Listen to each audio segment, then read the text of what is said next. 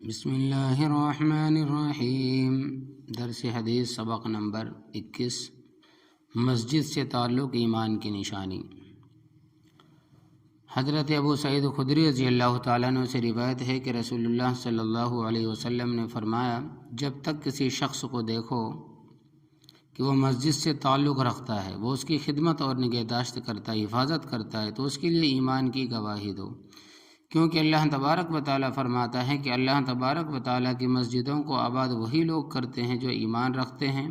اللہ پر اور یوم آخرت پر۔ جامع ترمذی، سنن ابن ماجہ۔ مطلب یہ ہے کہ مسجد اللہ تبارک و تعالیٰ کی عبادت کا مرکز اور دین کا شعار و نشان ہے، اس لیے اس کے ساتھ مخلصانہ تعلق اور اس کی خدمت و نگہداشت اور اس بات کی فکر و کوشش کہ وہ اللہ تبارک و تعالیٰ کے ذکر و عبادت سے معمور اور آباد رہے، یہ سب سچے ایمان کی نشانی اور دلیل ہے۔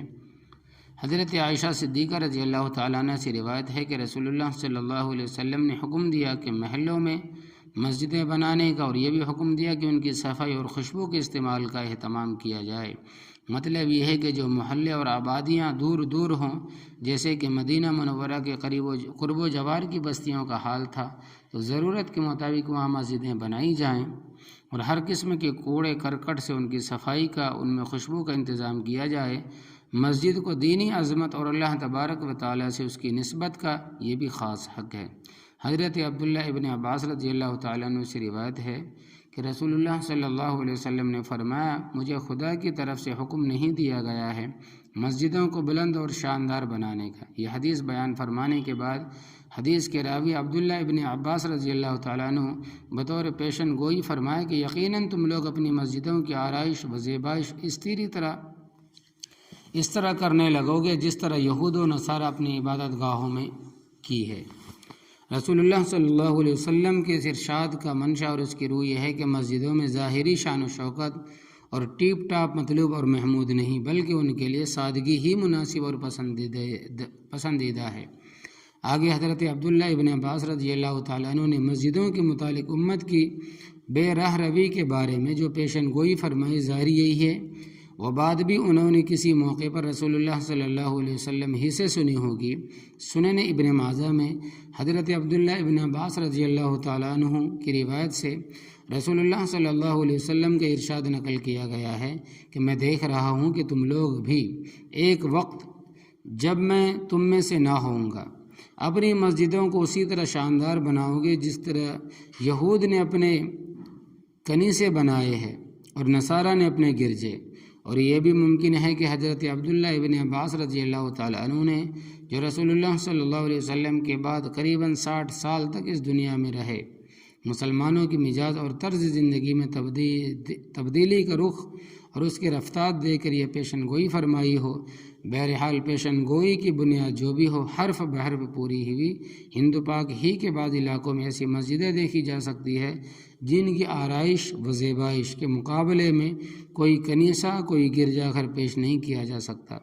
حضرت انس رضی اللہ تعالیٰ عنہ سے روایت ہے کہ رسول اللہ صلی اللہ علیہ وسلم نے فرمایا،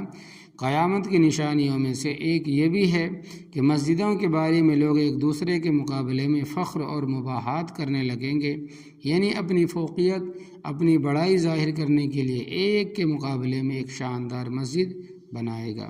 قیامت کی نشانیوں میں سے بعض تو وہ ہے جو اس کے بالکل قریب ظاہر ہوں گی، جیسے دجال کا نکلنا، آفتاب کا مغرب کی طرف سے طلوع ہونا وغیرہ وغیرہ، اور بعض وہ ہیں جو قیامت سے پہلے کسی نہ کسی وقت ظاہر ہوں گی۔ رسول اللہ صلی اللہ علیہ وسلم نے امت میں پیدا ہونے والے جن خرابیوں اور جن فتنوں کو قیامت کی نشانیوں میں سے بتایا ہے، وہ اکثر اسی قسم کے ہیں۔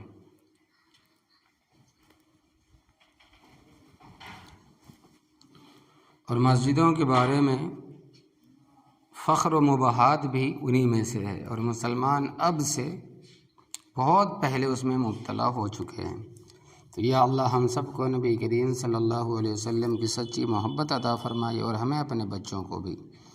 آپ صلی اللہ علیہ وسلم کی محبت اور اس کے تقاضے سکھانے کی توفیق عطا فرمائیے۔ یا اللہ ہم سب کو اپنے عقائد، عبادات، معاملات، معاشرت اور اخلاق میں علماء حق کی تعلیمات کے مطابق درست کرنے کی فکر نصیب فرمائیے۔ یا اللہ ہم نے آج احادیث مبارکہ میں سے دین کا جو علم حاصل کیا ہے اس کو صحیح انداز میں محبت و حکمت سے دوسروں تک اور خاص طور پر اپنے گھروں میں پہنچانے کی توفیق عطا فرمائیے، آمین۔ اللہم صلی علی محمد ملء السماوات و ملء الارض و ملء العرش العظیم برحمتک یا ارحم الراحمین۔